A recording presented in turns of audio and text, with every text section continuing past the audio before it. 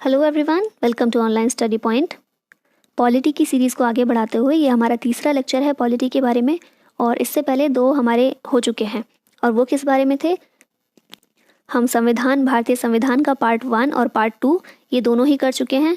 Part 1 में article 1 से लेकर 4 और पार्ट 2 में आर्टिकल 5 से लेकर 11, इन दोनों के बारे में हम बहुत अच्छे से कर चुके हैं। आज की वीडियो में इससे आगे बढ़ते हैं और पार्ट 3 के बारे में देखेंगे, जो कि है मौलिक अधिकारों के बारे में, और ये अनुच्छेद 12 से लेकर 35 के बीच में है। तो आज हम इसी के बारे में देखेंगे, प्रीवियस ईयर क्वेश्चंस के साथ डिस्कस करेंगे पूरा डिटेल में। तो शुरुआत करते हैं। हमारा पहला प्रश्न है, संविधान के किस भाग को भारत का मैग्ना कार्टा कहा जाता है? तो यह है भाग 3। भाग 3 किस बारे में है? मौलिक अधिकारों के बारे में, और इसे ही कहा जाता है भारत का मैग्ना कार्टा। अब ये वर्ड आया मैग्ना कार्टा, इसका मतलब क्या है?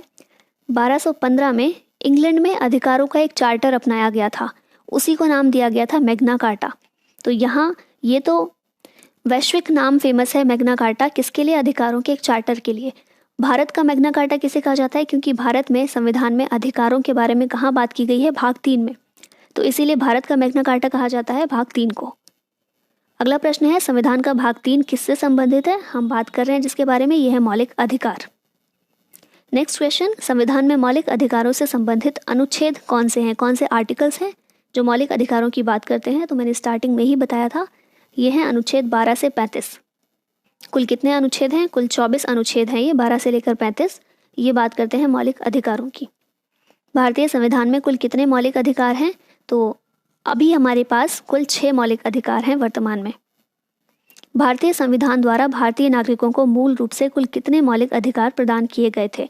फोर्स में एक क्वेश्चन पूछा जा चुका है, मूल रूप से कितने? अभी हमने बात की हमारे पास कुल 6 मौलिक अधिकार हैं। तो क्या जब हमने अपना संविधान लागू किया था उस समय भी 6 ही थे, या फिर ज़्यादा थे या इससे कम थे? तो उस समय 7 मौलिक अधिकार थे हमारे पास। बाद में एक अधिकार को मौलिक अधिकारों की श्रेणी से हटा दिया गया, सामान्य कानूनी अधिकार बना दिया गया, और इस तरह से अभी हमारे पास 6 मौलिक अधिकार हैं। हम बात कर रहे हैं मौलिक अधिकारों की, और अभी मैंने एक नाम लिया था सामान्य कानूनी अधिकार। इन दोनों में फ़र्क क्या है? तो देखिए, मौलिक अधिकार जो होते हैं, इन्हें मौलिक अधिकार क्यों बोला जाता है? क्योंकि किसी भी व्यक्ति के ओवरऑल डेवलपमेंट के लिए ये अधिकार बहुत ज़रूरी हैं। और इसके साथ ही इन्हें मौलिक अधिकार बोलने का एक और रीज़न है कि ये जो अधिकार हैं, इनकी गारंटी और इन्हें सुरक्षा खुद संविधान प्रदान करता है। कोई कानूनी अधिकार है तो उसे संरक्षण कानून के जरिए मिलता है, लेकिन संवैधानिक अधिकार, मौलिक अधिकार, ये कौन सा अधिकार है जो खुद संविधान उसकी गारंटी दे रहा है? अगर इसका हनन होता है, कोई इन अधिकारों का उल्लंघन करता है, तो हम सीधे सर्वोच्च न्यायालय के पास जा सकते हैं। इसीलिए इन्हें कहा जाता है मौलिक अधिकार। और वर्तमान में हमारे पास कितने मौलिक अधिकार हैं? 6। शुरुआत में कितने थे? 7। भारतीय संविधान में मौलिक अधिकार किस देश के संविधान से लिए गए? तो ये लिए गए अमेरिका के संविधान से। भारतीय संविधान के अनुसार निम्न में से कौन सा मूल अधिकार नहीं है? एसएससी में ये प्रश्न पूछा जा चुका है, इनमें से कौन सा है जो मूल अधिकार नहीं है? तो शिक्षा का अधिकार ये मूल अधिकार है, भाषण का अधिकार ये भी मूल अधिकार है, और जीवन का अधिकार भी हमारा मूल अधिकार है, ये हमसे कोई नहीं छीन सकता। और सूचना का अधिकार जो है, ये मूल अधिकार नहीं है, इसे संविधान में नहीं दिया गया है, संविधान में इसका वर्णन नहीं है, बल्कि इसे एक्ट के द्वारा इसको लागू किया गया था, तो इसीलिए ये मूल अधिकार नहीं है, बाकी सभी मूल अधिकार हैं। निम्न में से कौन से मूल अधिकार राष्ट्रीय आपातकाल के दौरान स्वतः समाप्त नहीं होते हैं? तो देखिए, जब राष्ट्रीय आपातकाल लगता है देश में, चाहे किसी भी क्षेत्र में लगा हो, पूरे देश में लगा हो, पूरे राज्य में लगा हो, उस समय बहुत सी चीज़ें चेंज हो जाती हैं, क्योंकि उस समय पर विधानसभा या जो भी सरकार है, केंद्र सरकार, वो उसका काम कुछ नहीं होता, बल्कि राष्ट्रपति का शासन हो जाता है। और ऐसे में सिर्फ 2 अधिकारों को छोड़कर हमारे सारे अधिकार अपने आप ही समाप्त हो जाते हैं। नेशनल इमरजेंसी के समय कोई भी व्यक्ति सुप्रीम कोर्ट के पास नहीं जा सकता और ये नहीं बोल सकता है कि मेरे इस अधिकार का हनन हुआ है और इसे मुझे वापस दिलाइए। लेकिन 2 अधिकार ऐसे हैं जिन्हें निलंबित नहीं किया जा सकता, यानी कि वो खुद से समाप्त नहीं हो सकते। ये अधिकार हैं अनुच्छेद 20 और 21। किस बारे में है ये? अनुच्छेद 20 ये अपराधों के लिए दोष सिद्धि के संबंध में अधिकार है, और अनुच्छेद 21 ये जीवन की स्वतंत्रता प्रदान करता है। तो किसी भी हाल में व्यक्ति को जीने का अधिकार है, अनुच्छेद 21 ये बोलता है, और अनुच्छेद 20 कि जब तक किसी व्यक्ति के किसी अपराध की दोष सिद्धि नहीं हो जाती तो उसको कोई सज़ा नहीं दी जा सकती है।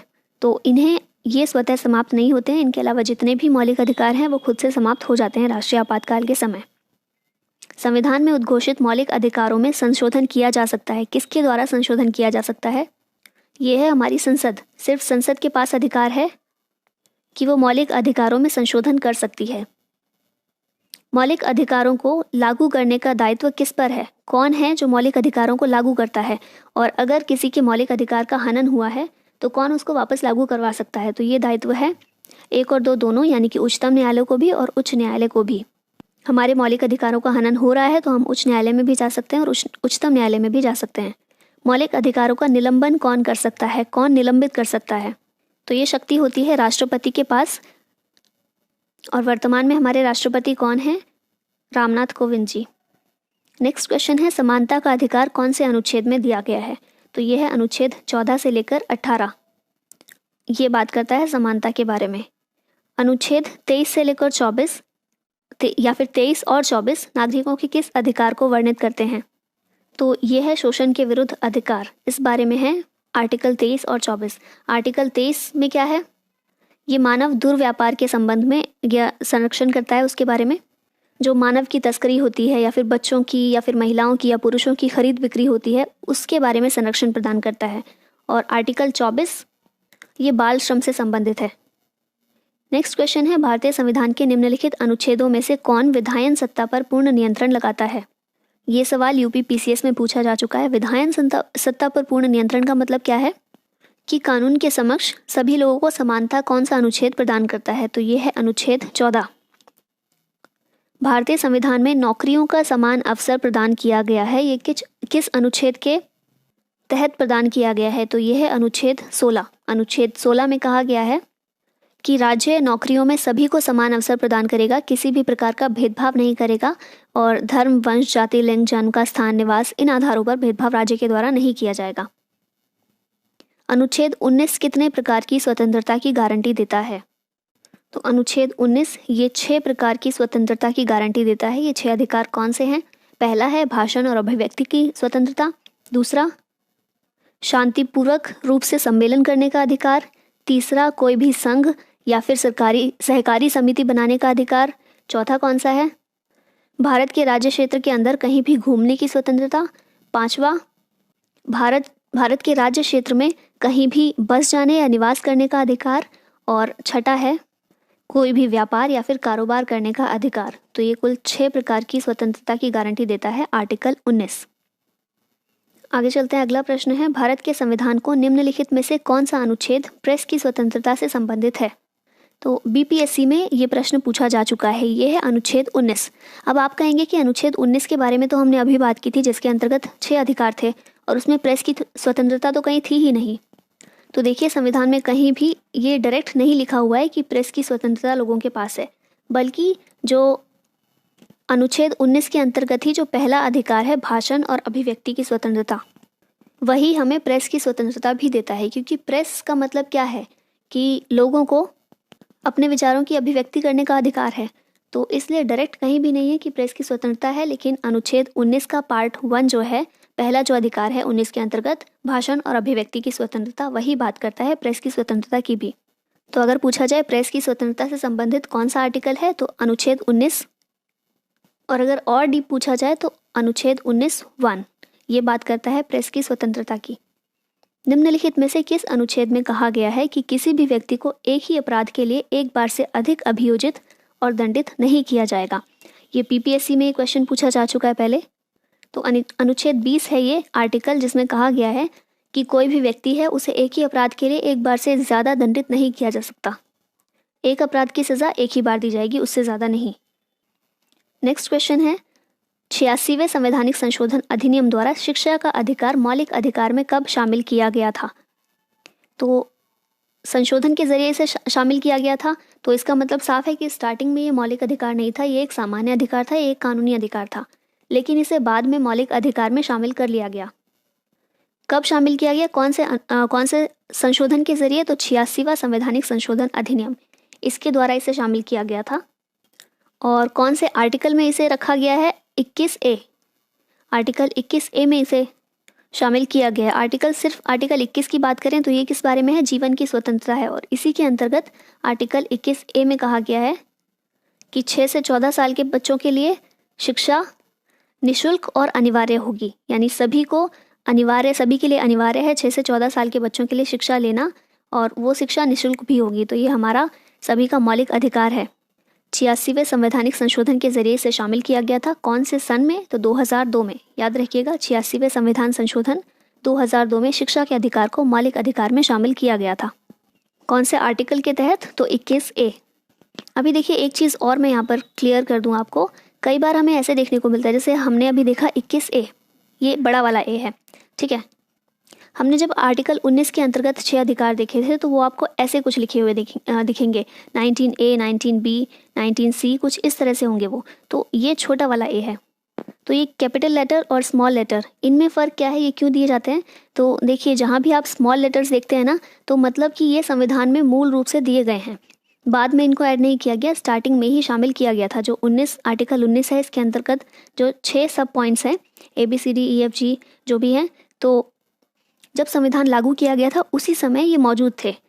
लेकिन जब भी आप देखें कि कोई कैपिटल लेटर में लिखा हुआ आपको दिखे, जैसे 21A है तो ये कैपिटल लेटर में है, इसका मतलब है कि ये संविधान संशोधन के जरिए बाद में ऐड किया गया। इसको स्टार्टिंग में संविधान में नहीं था, इसको बाद में ऐड किया गया है।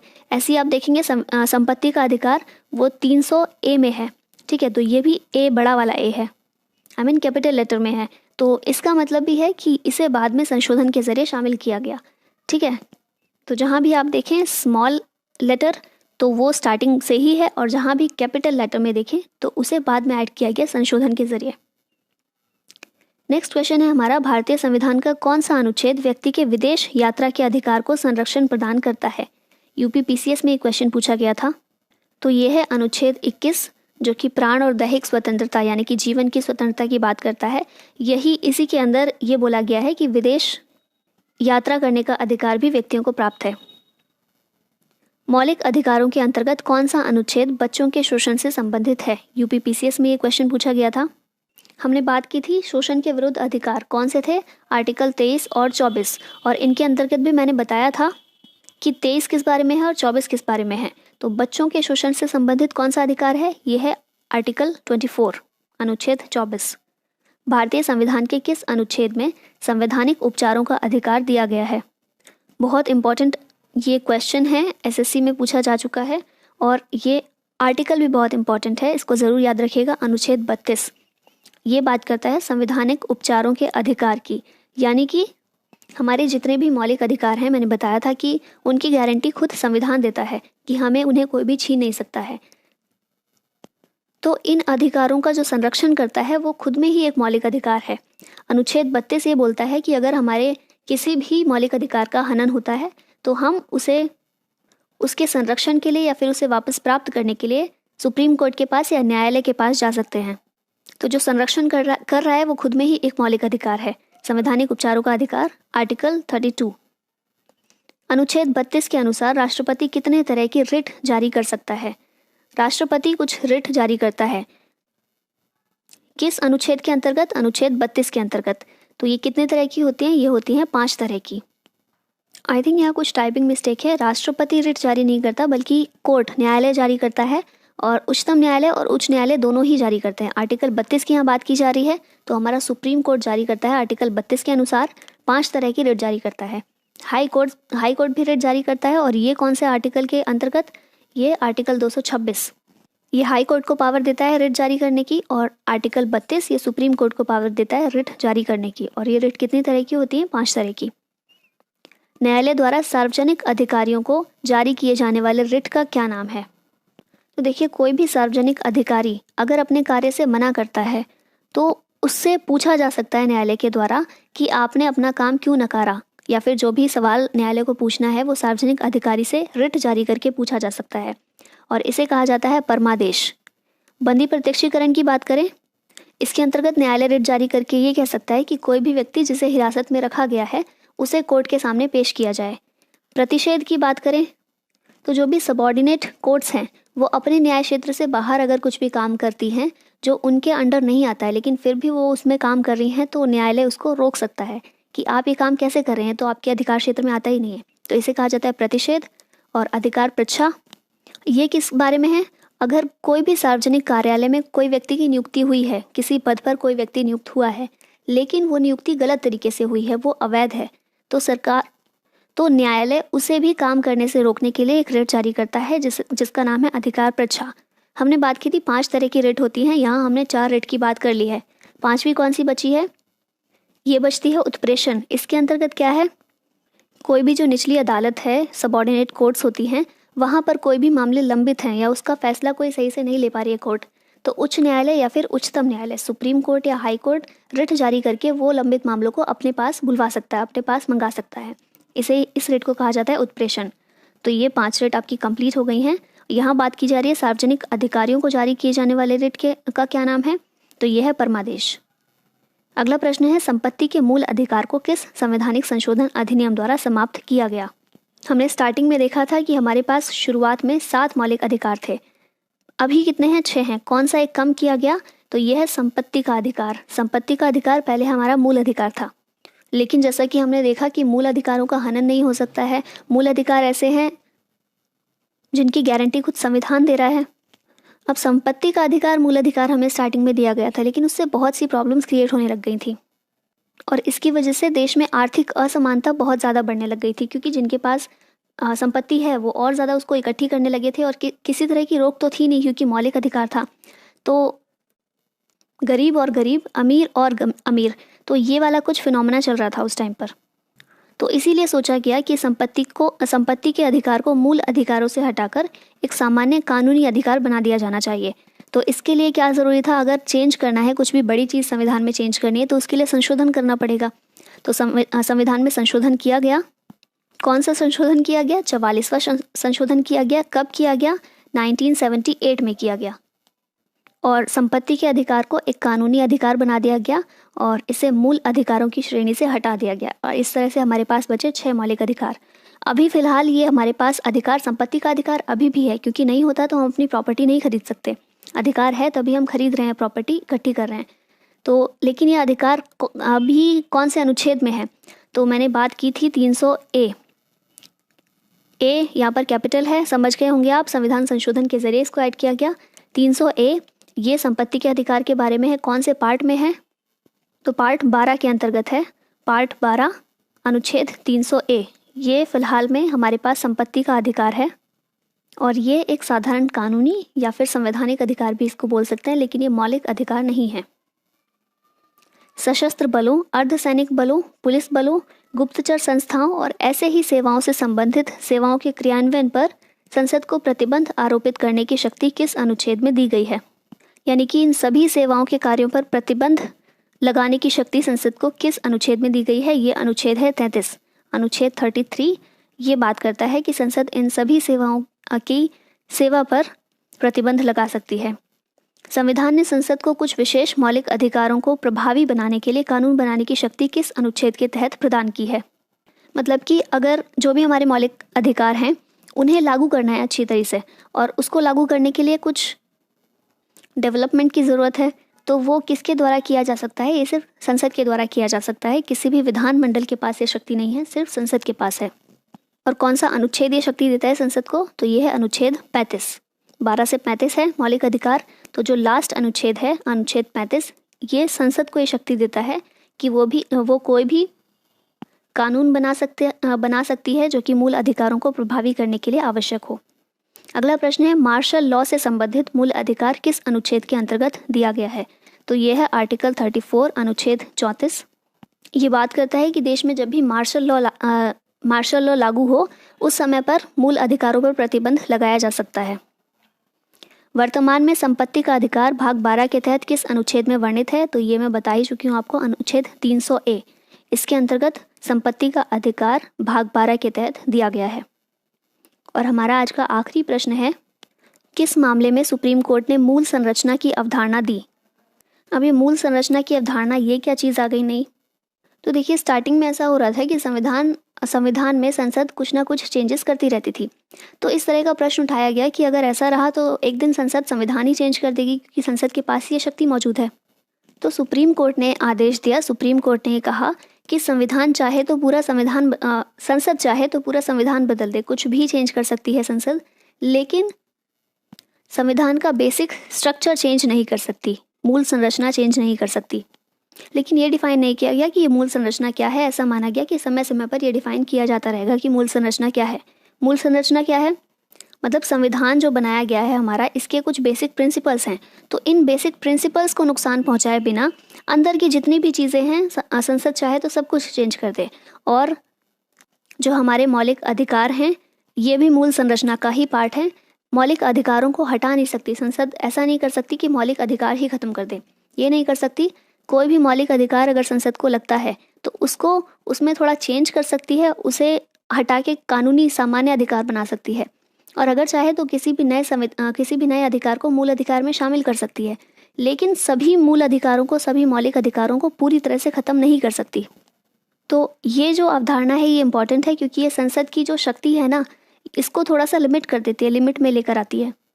क्योंकि अगर ये नहीं होता तो संसद तो फिर एक तरह से निरंकुश शक्ति मिल जाती, संसद को असीमित शक्ति मिल जाती कि कुछ भी चेंज कर दे।